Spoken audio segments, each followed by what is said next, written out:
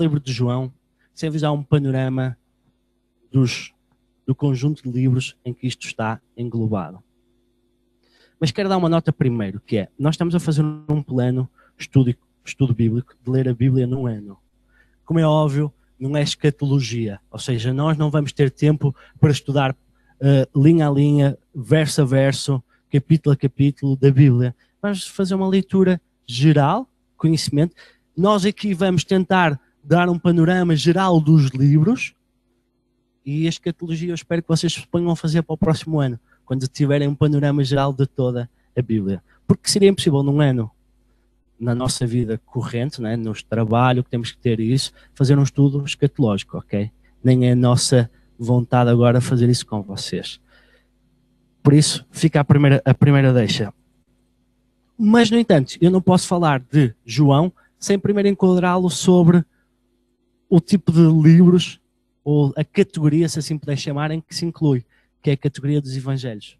E já falei sobre a Bíblia, uma parte de vocês também não precisava que eu tivesse falado sobre isso, sabem que são 4 evangelhos, correto? Alguém sabe dizê-los? Perfeito, ok? E porquê que... E a questão aqui é, quando eu estava a ler o livro Unlocking the Bible, estava-me a fazer um desafio que é, realmente, porquê que existem 4 evangelhos? Nós fomos ver, e há um número, que é o evangelho de Marcos. 95% do que é dito no evangelho de Marcos, quase pelas mesmas palavras, ou palavras muito semelhantes, é dita no evangelho de Lucas e de Mateus. Mas está tudo doido, é preciso repetições agora na Bíblia. Sim, Deus tem que repetir muitas vezes as coisas, mas não seria preciso. Mas eles, no entanto, fazem parte do cânon das Escrituras, como vimos atrás. São importantes, são palavra de Deus, são autoridade de Deus e lá estão. Então, porquê que existem 4 evangelhos? Porque cada um tem um panorama, uma coisa específica, ok? E é isso que vamos ver e vamos entender. É isso que eu pretendo no final do estudo de hoje, passar-vos esse panorama. O outro será, de uma forma também muito genérica e não tão precisa, abordar um bocado o livro de João, porque não tarda nada, não é? Estaremos mais 2 dias, estaremos a entrar em João, correto? Êxodo, está a correr bem? Muito. Está a ler também? Ok. Êxodo está a correr bem? Está... É muita informação, não é? Então agora nesta parte que estamos, não é? As regras todas. Então quando vocês chegarem a Levítico, o que é que vão adorar? Tal. Quando chegarem à parte de matar a pomba para quem não tem dinheiro, em vez do animal, perfeito. Dentro da Bíblia, dentro do cânon das Escrituras, já vimos o que é o cânon das Escrituras, que são um conjunto de livros que são considerados como autoridade, como palavra de Deus. Tem autoridade espiritual, tem autoridade divina. Existem 4 livros que são dominados como evangelhos. Um desses livros é João. Qual é a história do evangelho? Por que eles são denominados como evangelho? O que é que significa? Porquê, novamente, 4 livros? Definição de evangelho. Tive que ir ao dicionário, ok? Ponto 1, não contava com isto, por acaso. Doutrina de Cristo. Não contava com um dicionário, mas realmente, ou seja, não há outra forma de fugir. Evangelho é a doutrina de Cristo. Cada um dos 4 livros, ponto 2, da definição do dicionário. Cada um dos 4 livros principais que a encerram. O Evangelho de São Mateus, de São Lucas, São Marcos e São João. Ok? Quem escreveu o dicionário era católico. Ou anglicano, exatamente. Porque é um dicionário português, Marco. Parte 3. Parte do Evangelho que se lê na missa. Percebeu, Marco? Porque é que se escreve católico? 4. Repara, em estilo figurado. Verdade indiscutível. Evangelho. 5. Doutrina tendente a regenerar a sociedade. Olhem as várias definições que existem. 6. Conjunto de princípios por um partido ou uma seita que se dirige. Só no final é que dá uma coisa mais lata à palavra evangelho. Mas isto não nos importa tanto. O que importa-nos mais é saber, mas qual é a raiz da palavra evangelho? Vamos à raiz da palavra mesmo, ao grego. Quando era utilizada no Novo Testamento a palavra evangelho, ela origina de um termo que é muito bom grego, digo evangelion, que significa, basicamente, este termo era utilizado quando havia imagina em tempos antigos, quando alguém ia de vila, de cidade em cidade, anunciar novidades, e o termo mesmo é novidades bombásticas. É a melhor forma que eu tenho para trazer isto do inglês. Anunciar coisas como os inimigos que estávamos a lutar foram derrotados, os imperadores contra quem estávamos a lutar foram derrotados, ou seja, eram coisas para anunciar boas novas. E daí o termo de, quando nós associamos o evangelho boas novas. Okay? Então, resumindo, é isto. Estes 4 livros são considerados como evangelhos porque são boas novas para nós. São 4 livros que vão falar daquela pessoa que mudou a nossa vida. Vão falar de Jesus Cristo. Por isso, trazem excelentes notícias para cada um de nós. Notícias bombásticas, correto? Por isso é que eu gostei da tradução. Amém? O autor traduzia de uma forma muito engraçada que os evangelhos eram como um boletim de notícias. Okay? É como se fosse uma coisa de notícias a anunciar e a explicar. E já vamos ver isso com mais detalhe. E é sem dúvida. O que é que eles fazem? Informam sobre a vida de Jesus. E o que é impressionante é que os evangelhos ensinam-nos uma coisa. Que eu trouxe estes versículos de Filipenses capítulo 2, versículo 5 a 8. Que passo a ler. Diz assim. Seja a atitude de vocês, está Paulo a escrever aos Filipenses, seja a atitude de vocês a mesma de Cristo Jesus, que, embora sendo Deus, não considerou que o ser igual a Deus era algo que devia apegar-se, mas esvaziou-se a si mesmo, vindo a ser servo, tornando-se semelhante aos homens e sendo encontrado em forma humana, humilhou-se a si mesmo e foi obediente até à morte e morte de cruz. Para que é que eu trouxe isto? Que é, ainda estou na fase introdutória, já estou aqui a falar da palavra. Não, estamos a falar de um homem. Independentemente ainda de reconhecer a divindade dele ou não, que reconheço, e é o que as escrituras trazem, acho que para o mundo, esta definição de alguém tão humilde, de alguém que supostamente tinha superpoderes, se fez homem e tão fraco como o homem, para o homem. Então isto já deve despertar o interesse de cada um de nós de querer conhecer este boletim informativo, ou seja, de querer conhecer um destes 4 livros. E é exatamente isto que os 4 livros falam. Estes 4 livros fazem uma descrição, discorrem, ou seja, falam, afirmam, dão características dessa grande pessoa, ok? Que independentemente de reconhecermos ou não, não é nós crentes, no mundo reconhecerem ou não, Jesus como Deus, ou com a sua divindade, uma pessoa que tem umas características que quando realmente conhecemos, não só mudou o mundo, como mudará a nossa vida. Quando se fala da vida de alguém, a melhor forma que nós temos para comparar isto, ou para saber isto, é uma biografia, ou até quando alguém morre, correto? É a melhor comparação que temos. Normalmente só se fala bem das pessoas, ou tenta-se pesquisar a vida das pessoas quando alguém morre. E há 3 coisas que tentamos saber sobre essa pessoa.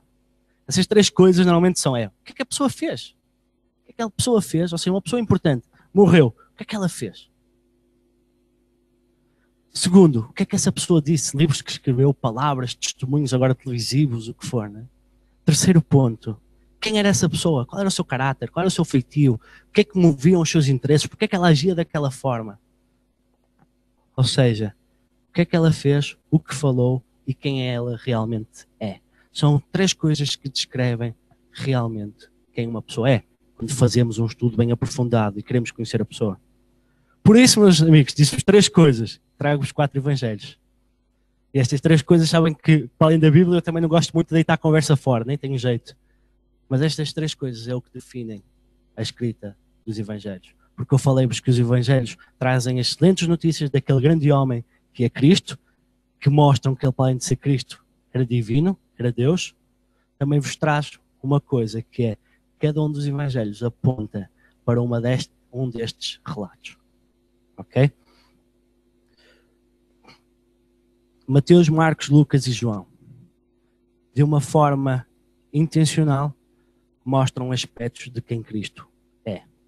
Marcos e já vamos ver quais são os aspectos que cada um aponta.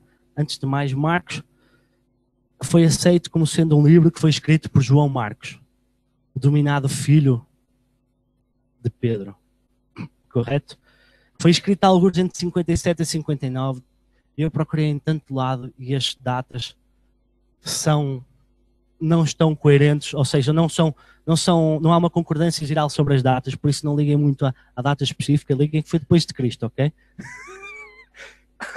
Foi depois de Cristo. E foi ali alguns a começar em 50 e tal, a terminar mais ou menos em 95 depois de Cristo, ou há quem acho que foi até mais tarde, ok? Mas foi alguns escrito por volta, Marcos, que foi o primeiro evangelho escrito, por volta de 60, arredondando. Mateus foi escrito pelo discípulo, que depois virou apóstolo, correto? Mateus, por volta de 60 também, foi o segundo. O terceiro a ser escrito foi Lucas, aceito por ser escrito por volta também da mesma data, pai até 65, a estimativa. Era médico e companheiro do apóstolo Paulo. Nota importante, Lucas foi o único não-judeu que escreveu, que fez livros que estão parte da Bíblia. João, discípulo e apóstolo de Cristo, e foi considerado como discípulo de Jesus, o discípulo que Jesus amava, correto? É engraçado que vamos ver quando vimos João, que ele autodenomina, e é ele que supostamente escreveu o livro, ou que escreveu o livro, e ele menciona, parece um jogador de futebol a falar nos dias de hoje. O Ronaldo, o Ronaldo jogou bem hoje, então ele fala lá, o apóstolo que Jesus amava, estava sentado ao lado direito, aquele que chamou a atenção a Pedro, que se sentou ao lado direito de Jesus e que ele muito amava. Espetacular. Mas foi ele que escreveu o Evangelho e já vamos perceber porquê. Posto isto, temos 4 evangelhos. 2 foram escritos por apóstolos e 2 foram escritos por pessoas que acompanhavam de perto apóstolos de Cristo. Não vou aqui falar da autoridade da escrita deles, porque já vos falei sobre a Bíblia. Depois, se tiverem dúvidas no final, podemos falar. Então, importa começar a ver quais são as diferenças dos evangelhos, para pegar naquele material que já vos vê atrás, sobre a descrição do homem importante, as 3 vertentes que têm que ser analisadas. E então vemos que Marcos descreve o que Jesus fez. É focado nas ações, nos milagres e na ressurreição de Cristo. É considerado, uma vez até estava aqui o Marcos, estava a falar aqui com a Sara, estava a falar sobre o Marcos, que ela ia começar a ler o Marcos, ele começou assim a fazer gestos. O Marcos é conhecido como o livro da ação. Normal. Há muita descrição de milagres, ressurreição. É focado nas ações, o que Jesus fez. Mateus e Lucas descrevem com detalhe o que Jesus falou, o que Jesus pregou, o que Jesus ensinou, ok? Descrevem com esse detalhe. Estão a ver? Segunda característica. Estão a ver a importância de livros, de ter 4 livros. Neste caso temos 2 a falar sobre a mesma coisa. Com coisas específicas, diferentes, com insights, ou seja, com informação diferente de cada um deles, mas muito relacionados na linhagem. E o terceiro tipo, João não só está interessado no que Jesus fez, no que Jesus disse, mas a grande relevância de João está em mostrar a identidade de Jesus. Então, o que é que ele fez? Marcos. O que é que ele disse, falou? Lucas e Mateus. E quem é que ele realmente é? Temos o livro de João. Então, os 4 evangelhos são necessários para descrever de uma forma correta, de uma forma perfeita, termos um panorama geral de quem é esta grande pessoa maravilhosa que é Deus. Por isso é que, como é que eu posso deixar de ficar empolgado com estas coisas? Quando a gente começa a estudar e a ver realmente o detalhe da Bíblia, como é que podem dizer que é uma coisa escrita ao acaso, que é uma coisa criada por homens? Espetacular, glória a Deus. Incrível. Tempos diferentes, alturas diferentes em que foram escritos. Não foi um compêndio feito pelo homem, mas sim por Deus. Mas existem então as diferenças, mas ainda vamos um bocadinho mais fundo, sem ir totalmente ao fundo. Vamos ao máximo de superfície, ou ao mínimo de superfície que eu consigo ir para vos explicar uma coisa. Eu acho que é importante. Para percebermos o prisma dos evangelhos, temos que ter em atenção 2 coisas. Para analisar os evangelhos, já vos dei um panorama geral muito rápido deles, mas é preciso primeiro perceber qual é a introspecção do escritor e qual é a intenção do escritor. Aqueles nomes que eu vos dei, os 4, ok? Mateus, Marcos, Lucas, João, por acaso corresponde à pessoa que escreveu. Qual era a intenção, a verdadeira intenção deles a escrever aquele evangelho? Já vos falei em algumas coisas. E qual era a introspecção, qual era o grande motivo que os levou a fazer aquilo? Para as duas coisas estão relacionadas, mas já vão ver aqui o detalhe. Então, em termos de introspecção, Marcos, e nós não temos como a semelhança da Bíblia, ela não está montada por data cronológica, ou seja, quem foi escrito primeiro, porque o primeiro evangelho é Deus. O primeiro escrito, desculpa, a pergunta podia ser ratoeira, mas não era para ter ratoeira. O primeiro escrito foi Marcos, e é o mais curto deles todos, ok? Tem 16 capítulos. 16? 16 capítulos. E o que é que ele vê? Qual é a introspecção do autor? Ele vê Jesus como filho do homem. Ok? Lucas é o segundo evangelho escrito e vê Jesus como o salvador do mundo. Mateus é o terceiro evangelho escrito e descreve Jesus como o rei dos judeus. Já começam a ver as linhagens. E João, o quarto evangelho, o último a ser escrito, descreve Jesus como o filho de Deus. Bom, mas porquê? Então, mas porquê que cada um escreveu este tipo de coisas? Vamos ver? Qual é a intenção do escritor então? Mateus e João dá a sensação que estão a escrever para crentes. Ok? Deixem-nos relembrar. Mateus e João, não é? Mateus fala do que Jesus falou. João descreve quem Jesus era. E os evangelhos e os objetivos eram rei dos judeus. Mateus descreve. E João descreve como filho do homem. Então o que eles estão a escrever parece que estão a falar para os crentes, para os novos crentes. Aliás, cristãos nasceram ali na era, não é? Depois de Cristo, os seguidores, os discípulos de Cristo. Então dá a sensação que está a escrever para eles. E João está preocupado com os novos crentes. Porque é que, aliás, não João, Mateus está preocupado com os novos crentes e prepara o seu livro. E quando eu estou aqui a dizer prepara, parece toda uma perspectiva humana, não. Todo o livro foi inspiração divina. Mas está montado o livro, ou Deus montou o livro e utilizou o Mateus para escrever dessa forma, que as pessoas possam viver como discípulos de Cristo. João dá mais uma sensação, foi o último que foi escrito, e já vamos ler, não agora, se calhar que não vamos ter tempo, mas quando falamos do livro de João, uma expressão de alguém importante na altura, que fala que João foi incentivado a escrever, sendo aquele que tinha vivido algo íntimo com Jesus, de ser tão próximo, incentivado para falar sobre quem realmente era, porque os outros já tinham descrito outras coisas, e não especificamente tão detalhado como João é. Por isso é que nós aconselhamos, qual é que vais ler o primeiro livro? João. Já sabem porquê. Vão falar, vão ler sobre quem Jesus é. E como vimos atrás, João está mais preocupado em não mostrar o poder de Jesus, mas quem é Jesus. Lembram-se que estamos a falar, que o Marco falou, semana passada, ou domingo passado, de que, ok, nós pedimos a presença de Deus, ou a mão dele, mas ele mostra-se, revela-se a nós. E essa é a grande intenção de João. Então ele está preocupado e vem logo, se vocês se lembrarem de João, e havemos de ler, logo os primeiros versículos são a falar de quê? São a falar do verbo que virou carne, para combater todas as heresias que haviam na altura, que estavam a acontecer, sobre quem Jesus era.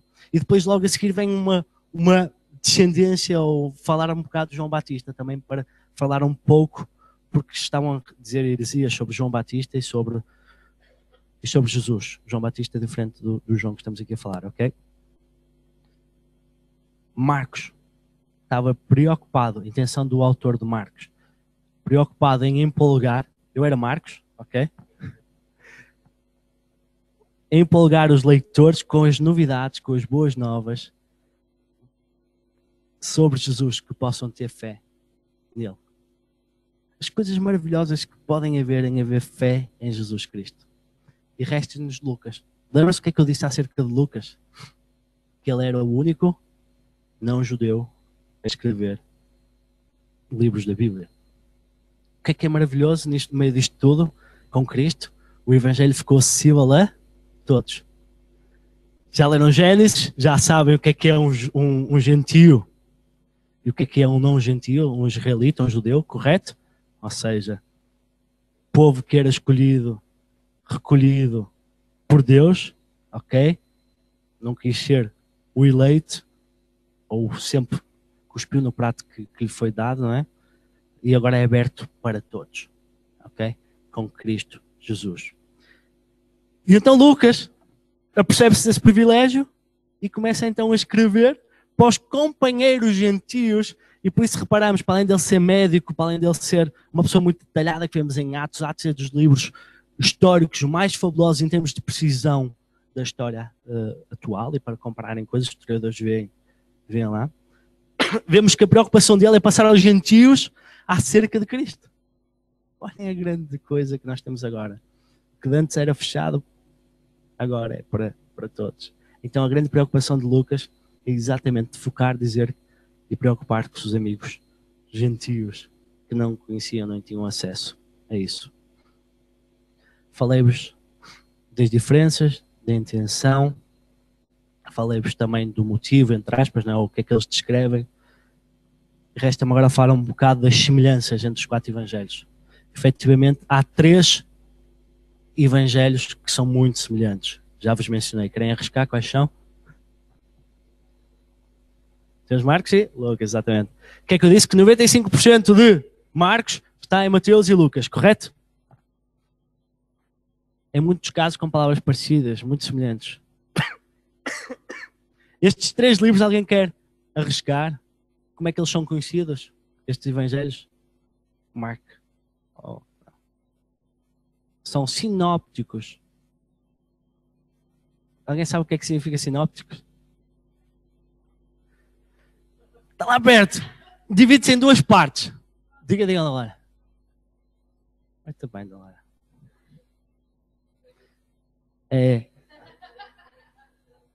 Divide-se em 2 partes.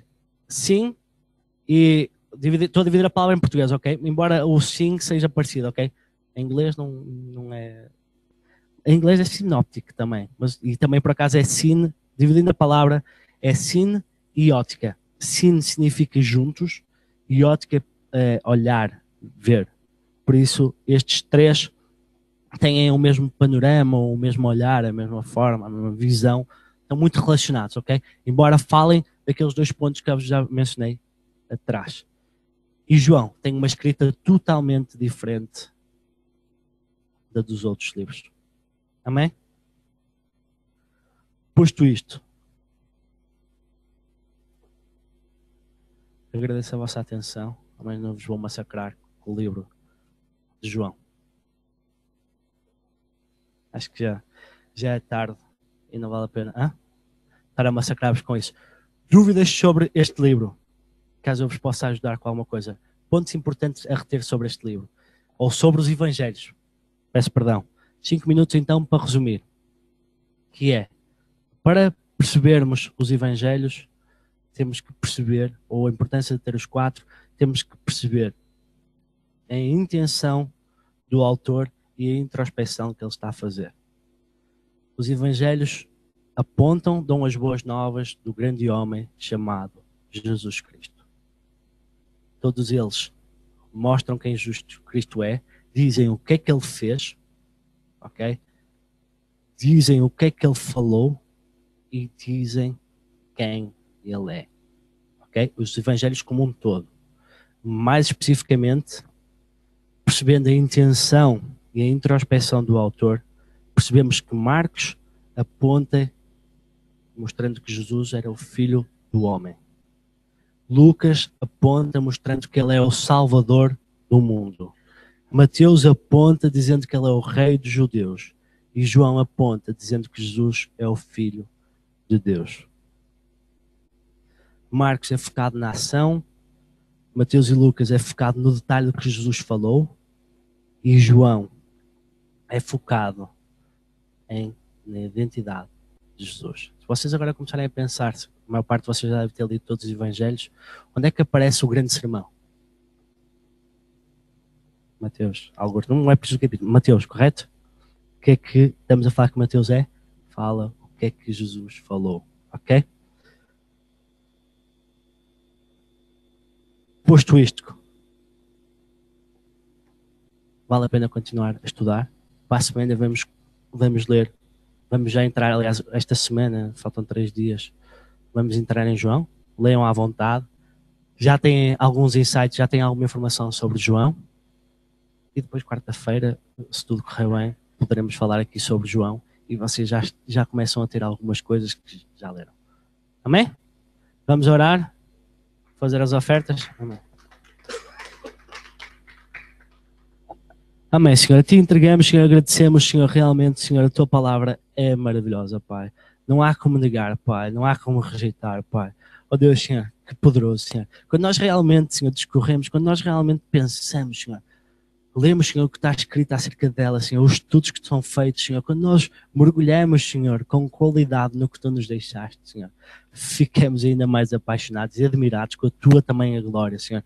E às vezes, Senhor, nós pensamos que realmente nos deixaste pouco, mas Tu deixaste-nos tanto, Pai, tanto, tanto, tanto, Senhor. Oh, Pai, só realmente quem não quer ver é que não vê a Tua verdade, Pai.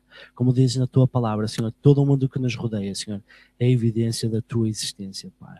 Por isso nós te glorificamos, porque ainda assim temos a palavra que nos fala, Senhor, do que Tu fizeste, de quem Tu és, Senhor. Fala-nos realmente com pormenor, Senhor, com detalhe, Pai. Damos glórias e graças a Ti, Senhor, e que possamos continuar empolgados, Senhor, encorajados, Senhor, para ler mais da Tua palavra, para não desistir, Senhor, mesmo havendo às vezes contratempos, Senhor, e prosseguir, Senhor, para conhecer mais de Ti, Senhor, porque Tu és maravilhoso, Senhor. Amém. Amém.